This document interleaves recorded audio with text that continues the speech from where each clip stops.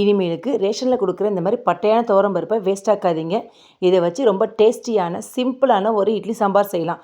1 cup துவரம் பருப்பை ஒரு 5-6 டைம் வாஷ் பண்ணிவிட்டு தண்ணி சேர்த்து வச்சுக்கோங்க. சேர்த்துட்டு ஒரு 2 தக்காளி, காரத்தேவையான பச்சை மிளகா, 1/4 டீஸ்பூன் மஞ்சள் தூள், 10 சின்ன வெங்காயம் சேர்த்து ஒரு 5 விசில் வச்சு வேக வச்சுக்கலாம்.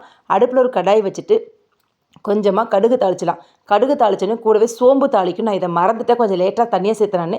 உடனே சோம்பு தாளிச்சிடுங்க. தாளிச்சிட்டு ஒரு 20லேருந்து 25 சின்ன வெங்காயத்தை பொடியாக கட் பண்ணி அதை கூட சேர்த்து நல்லா வதக்கிக்கோங்க. காரத்துக்கு ஒரு 3 காஞ்ச மிளகா நல்லா வதங்கின பிறகு கருவேப்பிலை கொஞ்சம் சேர்த்து நல்லா வதக்கிக்கலாம். பெருங்காயத்தூள் கொஞ்சமாக சேர்த்துக்கோங்க. சேர்த்து வதக்கி ஸ்டவ் ஆஃப் பண்ணி வச்சிடலாம்.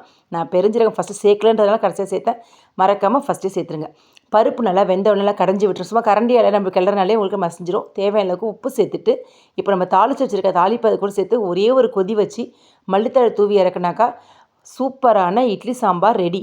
நீங்கள் நம்பவே மாட்டீங்க, இது ரேஷன் பருப்பு செஞ்சீங்கன்னு சொல்லிட்டு ரொம்ப சூப்பராக இருக்கும். செஞ்சு பார்த்துட்டு கமெண்ட் பண்ணுங்கள்.